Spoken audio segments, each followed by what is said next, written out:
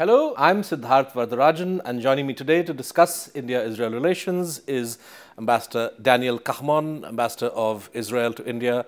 Thank you very much. It's great to be with you.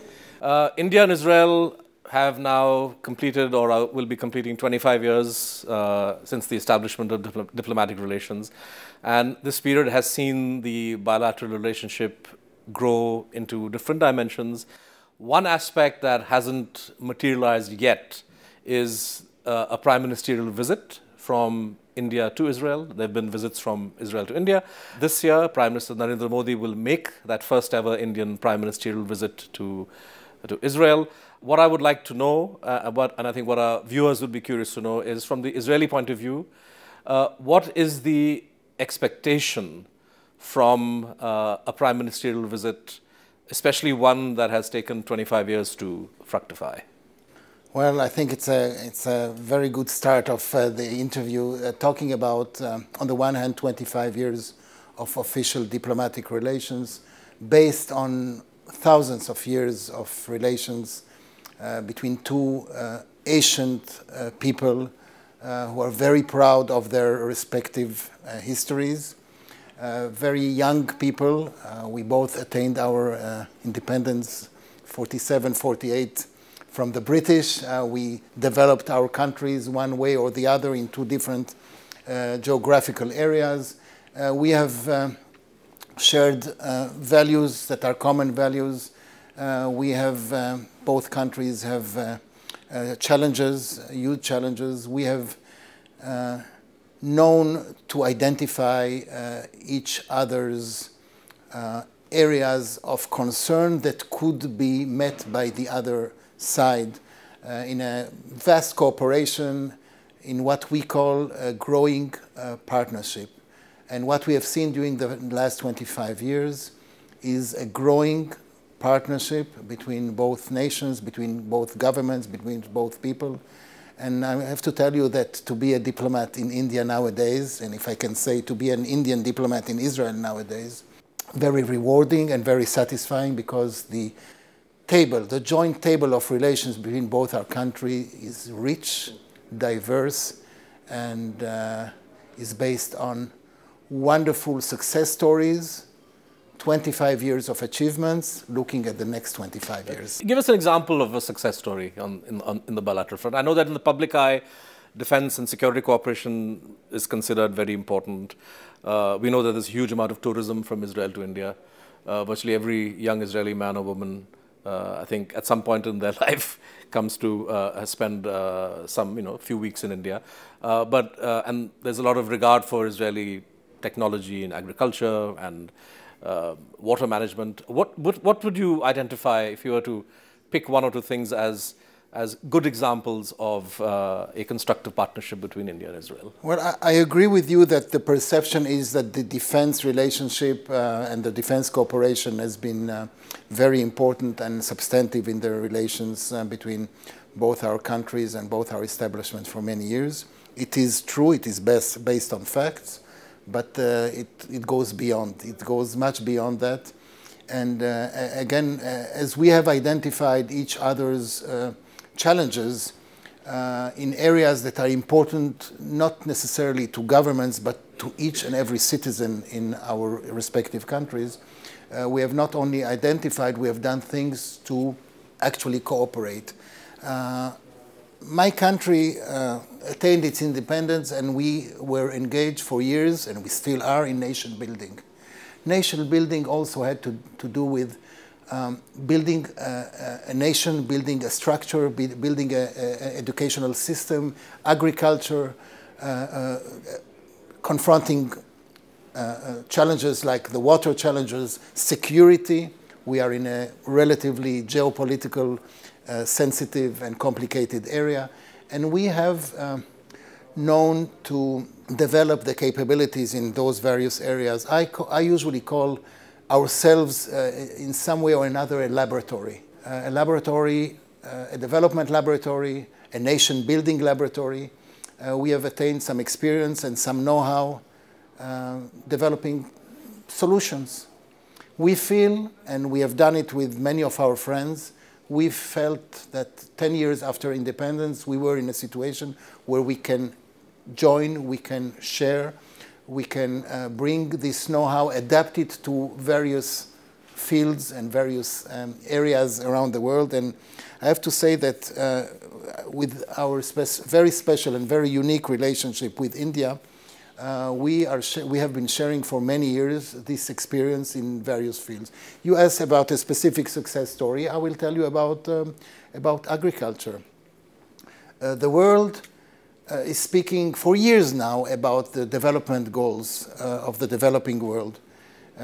We were part of the developing world, and we had to challenge and to confront those gaps and really start from scratch.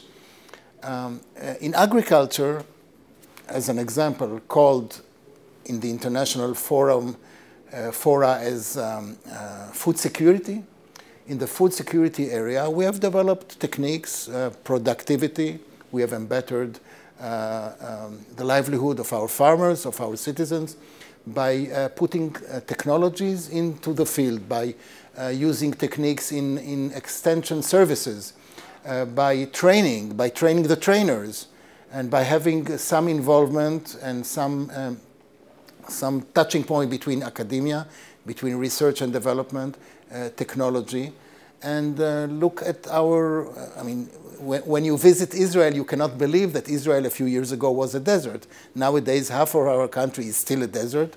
Half of our country is blooming and is producing the best produce that our farmers can grow. And what we did, talking about a success story, is really cutting, adapting, and pasting our technologies into, together with the Indian authorities, into centers of excellence all over India. We're talking about 15 active centers of excellence in which crops are grown in the best techniques, with the best irrigation, drip irrigation, micro irrigation, fertigation, and other technique of covered agriculture.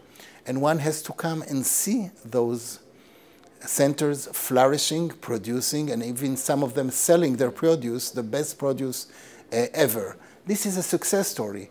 We have started with something, and I hope we will develop it into something much bigger in the future. Okay.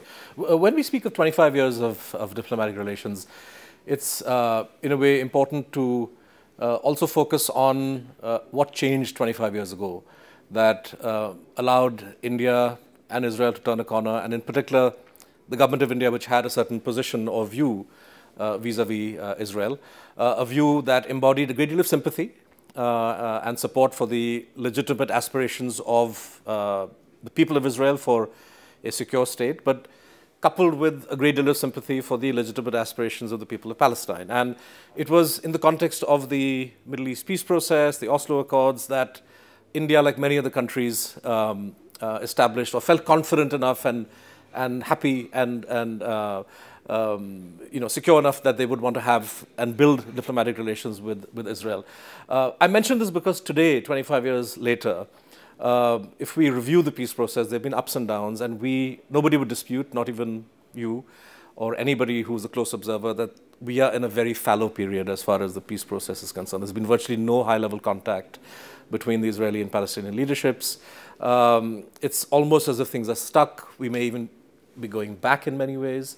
What would you say to people in India who sympathize with Israel and the legitimate concerns of Israel and want India-Israel relations to grow, but at the same time have the same feeling and the same concerns for the people of Palestine? Why is the peace process stuck, and what is Israel prepared to do to get this process moving again? I'd like to take you back 25 years ago, or maybe more than 25 years ago, to a world in which the perception was that you cannot speak with the Israelis and have good relations with the Arabs, or speak with the Arabs and have good relations with the Israelis. days are gone. Yeah, fortunately, those days are gone. Those days are gone. Israel has a peace treaty with two important countries in our complicated region, Egypt and Jordan, with quite a lot of cooperation between those countries, those very important neighbors.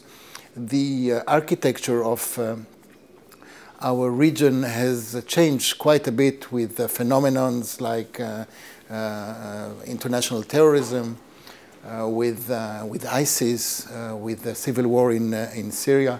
And of course, we still have an unsolved issue, a very complicated issue that has seen quite a lot of advancement. You mentioned a few of the elements of the process that we have gone through with our Palestinian neighbors. And again, visiting Israel, you would see how intertwined the lives, how short the distances. Jerusalem and Ramallah, you can see Ramallah from Jerusalem, a couple of hills away.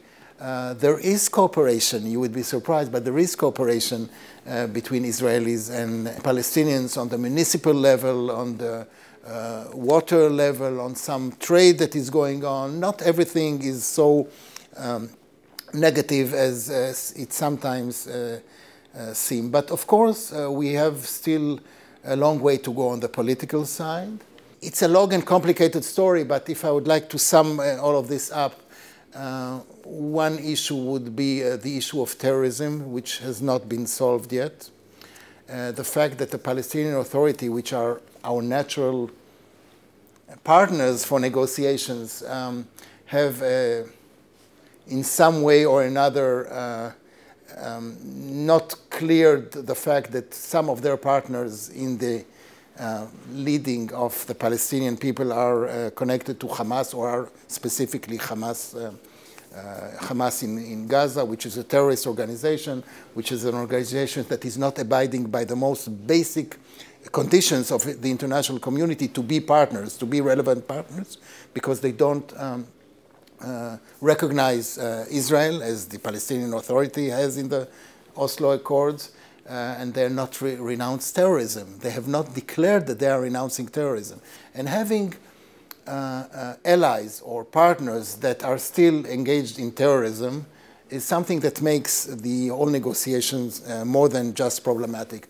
Another issue has to do with the fact that the Palestinian side will not agree, not as a precondition, but as something very basic, to the fact that Israel is a Jewish land. Israel is a Jewish state or a Jewish nation. Actually, they know it is, but they will not agree to it as part of the negotiation, which is something that is very, very basic. Having said that, there are... No, I'm not sure how that is. I mean, if India were to tell Pakistan that you please accept that we are an Indian nation, I mean, what does accepting or not accepting have to do with anything? I mean, in the sense that, I mean, they have the Palestinian Authority and the Palestinian interlocutors have many years ago accepted the principle and very valid demand that you made, which is to accept Israel's right to exist, right? So that issue should be settled. Anyway, we could discuss it for many long hours. Right. But you're saying that's also an obstacle for you? There is an obstacle. Okay. I would not call it a condition because it's even more basic than a condition. And what we should be doing, actually, and the process that we have seen in the last 20 years or so, 22 years, is a process that left a few sensitive areas to be discussed as the permanent status negotiations. We have not gotten to this because of the obstacles such as terrorism and such of a denial of some most basic rights. We're also always talking about the inalienable rights of the Palestinian people. Some forget that there are other sides to this conflict and to this peace process. And you have to remember, and you have not asked me about it, but bringing the issue to the international arena, to the international fora, where our Arab neighbors and partners to the peace process have an automatic majority, forgets the fact that we might not be 50% of the population in the Middle East. We are much less. I'm sure you're aware that Israel has the huge size of 8 million people, but we are 50% of the solution. And we have to be taken as such when we negotiate. Fair enough. You mentioned people who visit Israel or Palestine. And, I recently read the piece. We have a prominent classical music singer, T.M. Krishna, who visited Israel and Palestine to perform Carnatic classical music at the invitation of Professor David Shulman, and he performed to Israeli and Palestinian audiences. Wonderful. And wrote a piece about the trauma he experienced in the journey from Jerusalem to Ramallah. You say that the visible, and he said that the kind of humiliation that Palestinians go through is not something that he was, as a friend of Israel, happy to see at all. And it kind of brought to him the reality of what controlling an occupied territory does to the occupier itself. I will add to that recent statement, which I read in Haaretz, of President Rivlin, where he said that the new laws being envisaged to make settlement in the occupied territories even easier makes Israel, quote, look like an apartheid state. These are astonishing words from the president of your country. What would you say to those who argue that the continuous building of settlements, I mean, you now have, for the first time in years, a censure from the Security Council, December last year, 2334, which found fault with Israel, said Israel was in violation of its legal duties under the Fourth Geneva Convention, and yet Israel doesn't appear to treat the building of settlements as a problem, as an obstacle. So if what you say of Hamas and the PA not recognizing Israel as a Jewish state, etc., are obstacles, isn't the continuous building of settlements in occupied territory in violation of the Geneva Conventions also a huge obstacle? What I will say to you, and you were kind enough to quote quotations from one side of the aisle, but there is... And your president. Who's your president? That's fine, but you did not ignore other statements, and of course we respect each and every one who does a genuine, honest-to-God reflection of how he felt when he went from Jerusalem to Ramallah, as an example that you gave. What I will tell you is that we have been waiting for a real, genuine peace process, and from time to time we have detected real partners to the peace process. Unfortunately, some of those partners have gone wrong by going back to terrorism. And when I speak to an Indian audience and I talk about terrorism, each and every Indian knows exactly what we're talking about, in the same way that each Israeli, and there is no one Israeli who did not know or does not know a relative, a father, a mother, a colleague, a superior, or even the person at the shop who was not affected one way or another by terrorism. If we want to go into a genuine peace process in which all the sensitive issues will be aborted, including all the sensitive issues, and there are 5 major sensitive issues that have to be talked about in the permanent solution status. Are we ready for it? I'm not sure we're ready for it. Not that we don't want it, but we are not ready for it because some of the conditions that are around us, including the fact that terrorism still prevails, are not making our situation mature. You asked me about occupation. I don't know, and I don't think any people, definitely not our people, would like to be in a situation of so-called occupier. That's not something that we have yearned for. But sometimes you have the geopolitical situation imposed upon you. And yes, terrorism is a major factor because terrorism is not only words. Terrorism is deeds. and acts, and people get killed and people get wounded. And unfortunately, Israel has suffered from terrorism on a daily basis for many years. And yes, we have acquired the machinery and the capabilities to counter terrorism. And we are proud of the fact that we as a government can safeguard the security of our citizens. First, security coupled with efforts for peace. And you will see at one point or another, we will get to it also. The reason I raised settlements is because well-meaning friends of Israel, John Kerry, Thomas Friedman, people who for years have spoken out and built careers in defense of Israel's positions worldwide, are now saying that the more Israel persists with settlements, the greater is the likelihood that a two-state solution will become unviable, and that Israel will have to choose, as Kerry said, between being a Jewish state and being a democracy. Where does Israel stand on a two-state solution today? Is there a clear position of your government on this, or are we now in a situation where Israel is considering all options, including a one-state solution? I think that things are very clear. What we are yearning for, what we are expecting for, is to have a partner. Unfortunately, nowadays, the signs are not very positive about the relevance of the partner that we have on the other side because of what I've explained to you before. But yes, we are waiting for the right partner at the right time to sit around the joint table.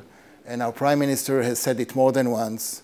He'll be ready to go anywhere to continue the negotiations, direct negotiations, without preconditions, without the pressure, so to speak, pressure of the international community, which has nothing necessarily to contribute to this conversation. And the conversation should be like this, eye to eye, between a leader who is not engaged in incitement, not engaged with partners who are advocating and actually terrorizing our people. And yes, there will be concessions to be made on both sides.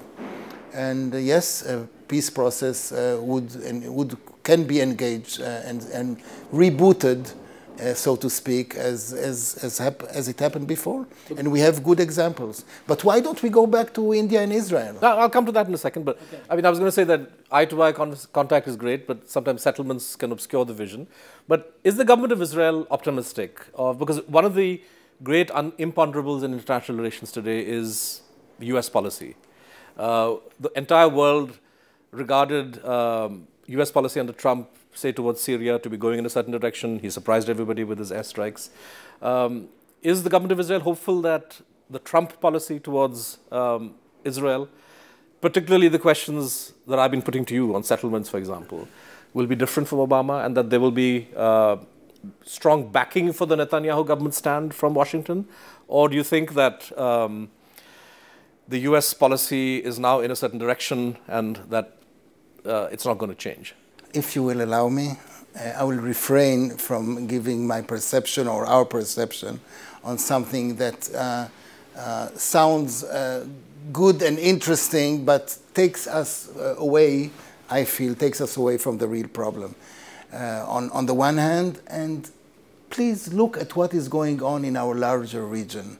Not necessarily in the area of how the reaction is. It's a very important element. What is the reaction of the U.S. and how does the U.S. or other important players react? But to the action, not necessarily to the reaction. Look at our region.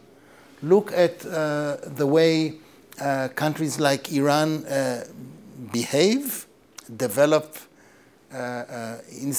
destabilize areas. Ask some of our other neighbors, not necessarily on a very punctual and important point that you made, because you made very important points, but look what is the danger nowadays in the larger Middle East, not only in this piece of land that has seen so much reports and reporters and is really taking the has taken, not anymore, the interests of the world as if this is the only problem around the world. No, it's not. Look at the larger Middle East. Look at the dangers, at the challenges. Look at Syria. Look at Lebanon. Look at Libya. Look at Yemen. Look at Iraq. And then look at Israel and the Palestinian territories also. And let's put things into proportion. No, I think that Prime Minister Modi's visit to Israel will once again zero in on India's interest in the entire region. Israel and Palestine is one aspect, but as you said, there are lots of other questions of concern, questions of interest in the wider region, and we will focus on those. Hopefully, once again, we'll have a chance after the visit of the Prime Minister, but that's pretty much all we have time for today. Thank you so much for joining us in this interview.